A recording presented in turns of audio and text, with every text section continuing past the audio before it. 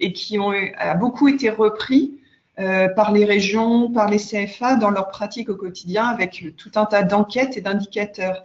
Donc, comment le nouveau référentiel va capitaliser là-dessus? Oui, oui, bonjour.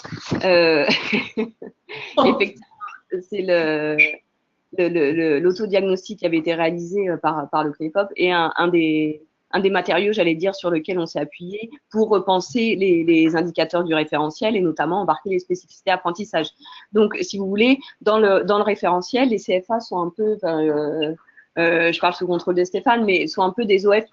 C'est-à-dire que de toute façon, il y a les indicateurs du tronc commun qui doivent être aussi satisfaits par les CFA. Et là-dedans, on a été reprendre des indicateurs qui étaient présents dans l'outil d'autodiagnostic qu'on avait construit, dont je parlais tout à l'heure, qui vont effectivement de l'amont avec une insistance sur l'analyse du besoin, la construction de parcours individualisés, l'accessibilité à l'information, la mobilisation de l'entreprise comme un des acteurs de l'apprentissage, la prise en compte aussi plus réaliste et plus ambitieuse de la question du handicap. C'est un point aussi important sur lequel on insiste jusqu'à l'aval, jusqu'à l'évaluation des résultats de la prestation. Donc ça concerne l'ensemble des organismes de formation et ça relève du tronc commun.